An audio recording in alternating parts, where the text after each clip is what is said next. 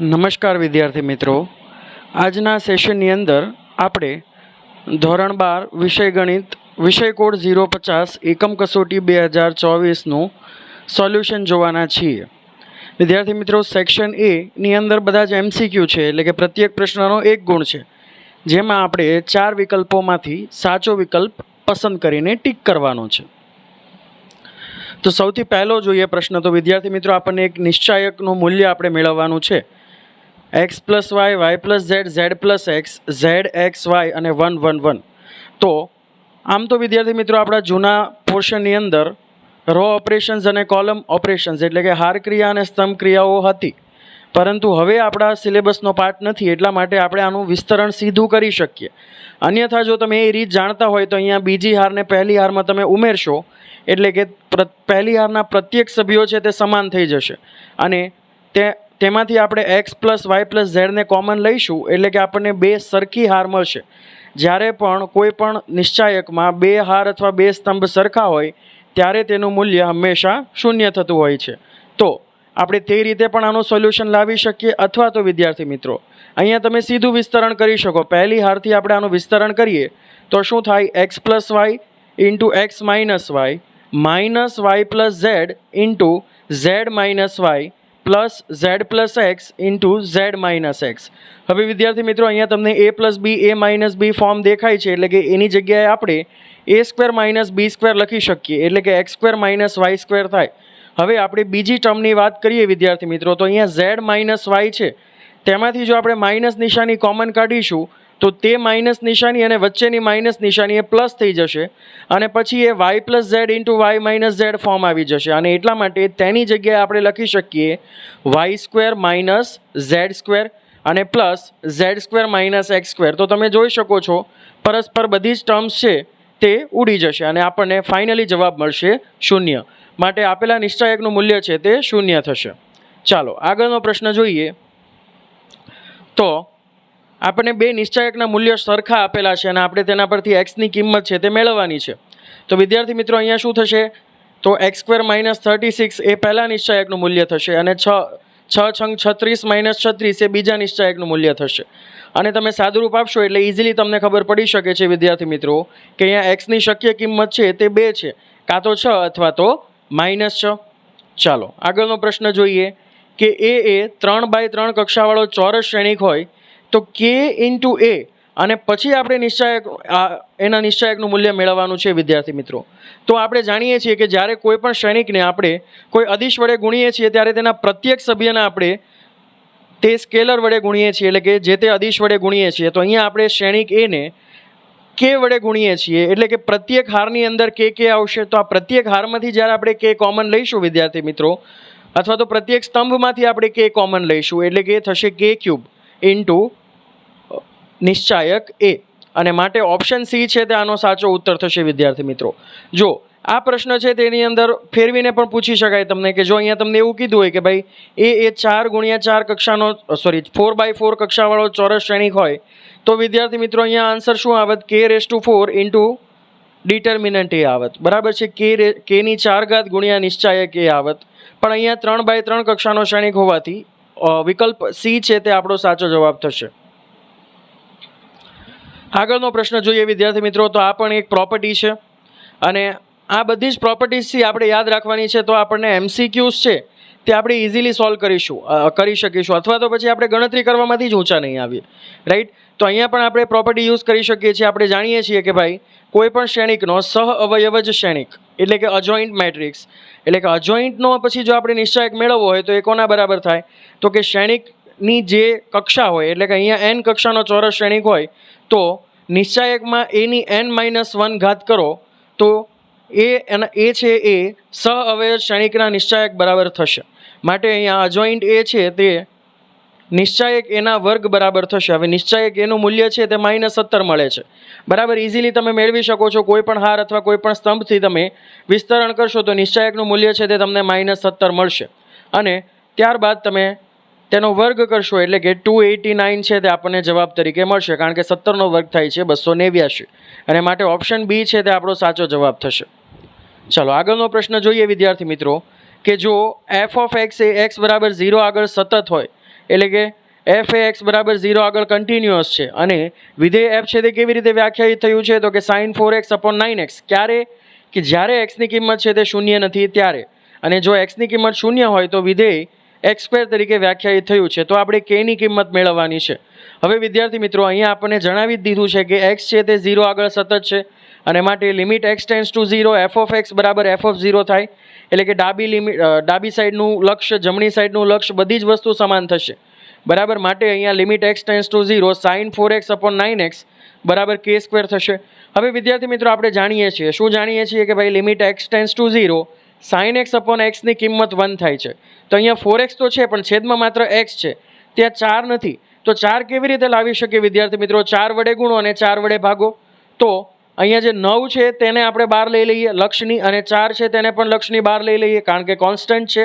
અને માટે આપણને શું વધશે આપણી પાસે તો કે 4/9 limit X tends to 0 sine 4x upon 4x બરાબર કે સ્ક્વેર.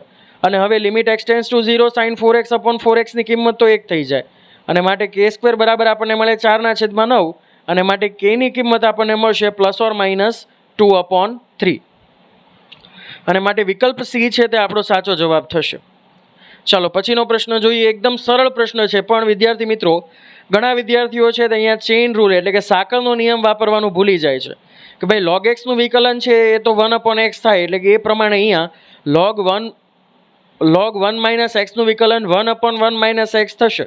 પણ અહીંયા આપણે સાંકળનો નિયમ લગાવવો પડે વિદ્યાર્થી મિત્રો, એટલે કે ફરી પાછું આપણે 1 - x નું વિકલન કરવું પડે અને 1 - x નું વિકલન શું થાય તો કે -1 થાય. એટલે કે ફાઇનલી આપણને આપેલા વિધેયનું વિકલન છે તે -1/1 - x મળશે અને ઓપ્શન સી છે તે આપણો સાચો જવાબ થશે.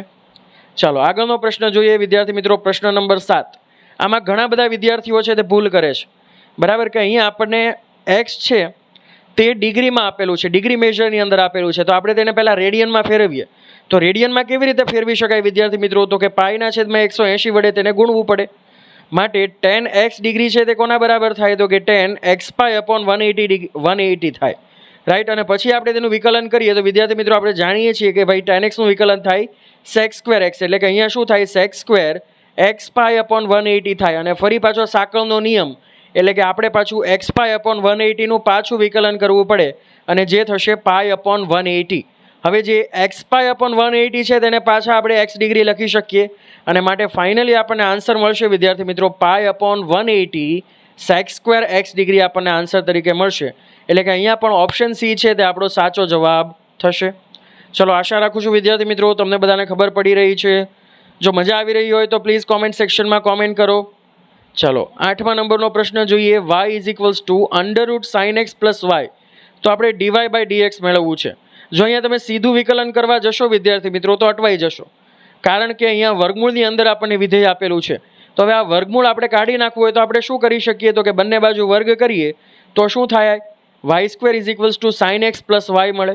હવે વિદ્યાર્થી મિત્રો આપણે બંને બાજુ વિકલન કરીએ તો અહીંયા આપણે x ની સાપેક્ષે વિકલન કરી રહ્યા છીએ એટલે કે y² નું વિકલન થાય 2y અને ફરી પાછું y નું x ની સાપેક્ષે વિકલન થશે dy/dx = sin x નું x ની સાપેક્ષે વિકલન થાય cos x વત્તા y નું વિકલન થાય 1 અને ફરી પાછું તેનું x ની સાપેક્ષે વિકલન થાય dy/dx.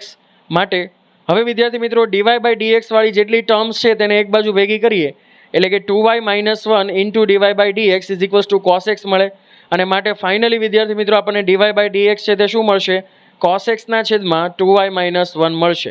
એટલે કે ઓપ્શન એ છે તે આપણો સાચો જવાબ થશે. ચાલો આગળનો પ્રશ્ન જોઈએ. જો વિદ્યાર્થી મિત્રો આમ જોતા આપણને આ થોડું મોટું લાગે છે પણ છે બહુ ઇન્ટરેસ્ટિંગ ક્વેશ્ચન કે log 10x + log cos x. હવે વિદ્યાર્થી મિત્રો આપણે logની પ્રોપર્ટી આપણને ખબર છે કે ભાઈ log a * b હોય તો એ કોના બરાબર થાય તો કે log a + log b બરાબર થાય. તો વાઇસ વર્સા આપણે log a + log b ની જગ્યાએ log a * b લખી શકીએ તો કે હા લખી શકીએ. અને માટે અહીંયા આપણું વિધેય છે y એ શું થઈ જાય તો કે log 10x * cot x થઈ જાય. હવે 10x અને cot x એ તો એકબીજાના વ્યસ્ત છે અને માટે તેનો ગુણાકાર છે તે 1 થાય અને log 1 ની કિંમત છે તે તો 0 થાય. માટે જો વિધેય 0 હોય તો એનું વિકલન પણ શું થવાનું છે 0 થવાનું છે અને માટે આપણો ઓપ્શન બી છે તે આપણો સાચો જવાબ થશે. ચાલો વિદ્યાર્થી મિત્રો અહીંયા આપણો પાર્ટ એ છે તે પૂરો થાય છે. હવે પાર્ટ બી પર આપણે આગળ વધીએ તો પાર્ટ બીની અંદર સેક્શન એ કે નીચે આપેલા પ્રશ્નોના સૂચના અનુસાર અતિ સંક્ષિપ્તમાં જવાબ લખો. દરેક પ્રશ્નના 2 ગુણ છે. વિદ્યાર્થી મિત્રો, આ પ્રકારના પ્રશ્નો છે તેની મેથડ તમને આવડે છે, પણ જો તમે ગણતરીમાં ભૂલ કરશો તો તમને જવાબ છે તે સાચો મળશે નહીં. એટલે જ્યારે પણ તમે શ્રેણિકના પ્રશ્નો ગણો છો ત્યારે ગુણાકાર, સરવાળા, નિશાનીયા પ્રત્યેક વસ્તુમાં તમારે ખાસ ધ્યાન રાખવાનું છે. અહીંયા આપણે વિદ્યાર્થી મિત્રો શું ચકાસવું છે તો કે AB whole inverse is same as B inverse A inverse. તો વિદ્યાર્થી મિત્રો આપણે પહેલાં ડાબી બાજુનું સિમ્પ્લિફિકેશન કરી શકીએ, જમણી બાજુનું સિમ્પ્લિફિકેશન કરી શકીએ અને પછી આપણે સરખામણી કરી શકીએ કે ભાઈ ડાબા બરાબર જબા થાય છે કે નહીં. તો અહીંયા આપણે શ્રેણિક એ છે તે 2 કક્ષાનો શ્રેણિક આપેલો છે. હવે 2 કક્ષાના શ્રેણિકનો સહ અવયવ જ શ્રેણિક મેળવવો ખૂબ જ સરળ છે. કેમ? કારણ કે જે વિકર્ણ પરના ઘટકો છે તેની આપણે અદલાબદલી કરીશું અને જે નોન ડાયાગોનલ એલિમેન્ટ્સ છે એટલે કે જે ઘટકો વિકર્ણ પર આવેલા નથી તે ઘટકોની માત્ર આપણે નિશાની બદલવાથી આપણને આપેલા શ્રેણિકનો સહ અવયવ જ શ્રેણિક એટલે કે અજોઇન્ટ મેટ્રિક્સ છે તે મળી જાય. અને અહીંયા વિદ્યાર્થી મિત્રો પહેલાં તો આપણે નિશ્ચાયક એનું મૂલ્ય મેળવીએ તો આપણને ખબર પડે કે ભાઈ એ ઇન્વર્સનું અસ્તિત્વ છે કે નહીં. જો એ ઇન્વર્સ નિશ્ચાયકનું મૂલ્ય જો શૂન્ય થઈ જતું હોય તો એ ઇન્વર્સનું અસ્તિત્વ નથી. તો અહીંયા નિશ્ચાયક એનું મૂલ્ય થાય છે વિદ્યાર્થી મિત્રો 1, બરાબર. એટલે કે એ ઇન્વર્સ અસ્તિત્વ ધરાવે છે. હવે એ ઇન્વર્સનું સૂત્ર શું થાય? 1/determinant A ઇન્ટુ અજોઇન્ટ એ થાય. હવે વિદ્યાર્થી મિત્રો સહ અવયવ શ્રેણિક આપણને મળી જાય. 3ની અને 5ની અદલાબદલી કરો અને 2ની અને 7ની નિશાની બદલો, બરાબર છે. એટલે કે આપણને એ ઇન્વર્સ મળી ગયો. આવી જ રીતે વિદ્યાર્થી મિત્રો તમે જોઈ શકો છો મેં ગણતરી કરી છે તો આપણને B ઇન્વર્સ મળી ગયો. હવે B inverse into A inverse આપણે મેળવી લઈએ, બરાબર. એટલે કે 2 શ્રેણિકોનો ગુણાકાર કરી લઈએ એટલે કે આપણને B ઇન્વર્સ A ઇન્વર્સ મળી જશે. હવે વિદ્યાર્થી મિત્રો આપણે ડાબી બાજુનું સિમ્પ્લિફિકેશન કરવું છે. અહીંયા એવું જરૂરી નથી કે તમે પહેલાં જમણી બાજુનું સિમ્પ્લિફિકેશન કરો અને પછી ડાબી બાજુનું સિમ્પ્લિફિકેશન કરો, બરાબર છે. તમને મજા આવે તે રીતે તમે કામ કરી શકો, પણ આપણે છેલ્લે જે સરખામણી કરવી છે તે વસ્તુઓ સેમ આવવી જોઈએ. હવે વિદ્યાર્થી મિત્રો પહેલાં તો મેં શ્રેણિક AB મેળવી લીધો. હવે શ્રેણિક AB મળી ગયો તો એ 2/2 કક્ષાનો શ્રેણિક છે એટલે એનો સહ અવયવ શ્રેણિક મેળવી લઈશ, નિશ્ચાયકનું મૂલ્ય મેળવી લઈશ અને પછી હું તેનો વ્યસ્ત મેળવી લઈશ. તો તમે અહીંયા જોઈ શકો છો વિદ્યાર્થી મિત્રો કે અહીંયા B ઇન્વર્સ A ઇન્વર્સ અને AB હોલ ઇન્વર્સ આ બંને વસ્તુ છે તે કેવી છે? સેમ છે. અને માટે આપણે કહી શકીએ કે આપેલું વિધાન છે તે કેવું છે? સાચું છે. ચાલો આગળનો પ્રશ્ન જોઈએ વિદ્યાર્થી મિત્રો. તો વિધેય 2 cot x સ્ક્વેરનું વિકલન xની સાપેક્ષે કરો. તો વિદ્યાર્થી મિત્રો અહીંયા સાંકળનો નિયમ છે તે લાગશે, બરાબર.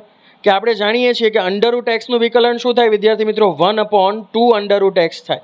એટલે કે 2 તો એમના એમ જ છે, અપોન 2 cot x સ્ક્વેર થશે. હવે વિદ્યાર્થી મિત્રો સાંકળનો નિયમ વાપરીએ તો ફરી પાછું આપણે cot x સ્ક્વેરનું xની સાપેક્ષે વિકલન કરવાનું થાય. હવે cot x નું વિકલન -cos x સ્ક્વેર થાય, માટે -cos x સ્ક્વેર x. પણ અહીંયા xની જગ્યાએ આપણને આપેલું છે x સ્ક્વેર એટલે ફરી પાછું આપણે અહીંયા સાંકળનો નિયમ લાગશે. એટલે કે x સ્ક્વેરનું વિકલન પાછું આપણું xની સાપેક્ષે કરવું પડે અને ફાઇનલી વિદ્યાર્થી મિત્રો આપણને મળશે -2x cos x square x square upon √cot x square, બરાબર છે. એટલે કે અહીંયા આપણે 2 વાર સાંકળનો નિયમ છે તે લાગુ પડ્યો છે.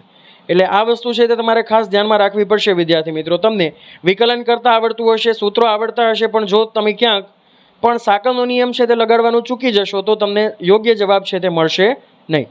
ચાલો આગળનો પ્રશ્ન જોઈએ. તો log of log x અને બેઝ છે 7. તો વિદ્યાર્થી મિત્રો પહેલાં તો આપણે આને બેઝ ઈમાં કન્વર્ટ કરવું પડે અને એના માટે આપણે log of log x ને આપણે log 7 વડે ભાગી નાખીએ એટલે આપણું કામ થઈ જાય. હવે વિદ્યાર્થી મિત્રો 1/log 7 છે એ તો કોન્સ્ટન્ટ છે. હવે આપણે log of log x નું વિકલન કરવું છે. તો log x નું વિકલન આપણે જાણીએ છીએ 1/x, પણ અહીંયા xની જગ્યાએ આપણી પાસે છે log x એટલે કે log of log x નું વિકલન શું થાય? 1/log x. અને ફરી પાછો સાંકળનો નિયમ તો કે log x નું ફરી પાછું વિકલન કરવું પડે અને માટે ફાઇનલી વિદ્યાર્થી મિત્રો આપણને આન્સર શું મળશે?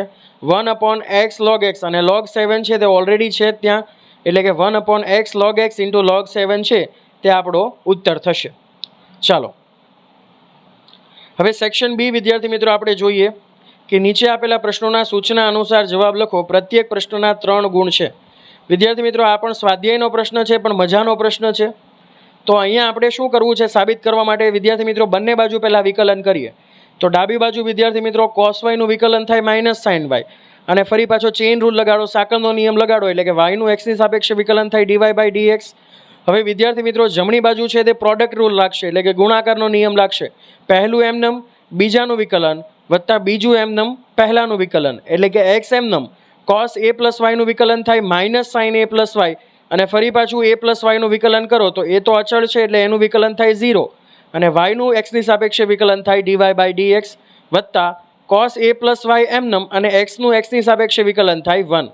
હવે વિદ્યાર્થી મિત્રો ડીવાય બાય ડીએક્સ વાળી ટર્મ છે તેને એક બાજુ ભેગી કરી દો, એટલે કે X sine A plus Y minus sine Y d y by d x is equals to cos A plus Y મળશે.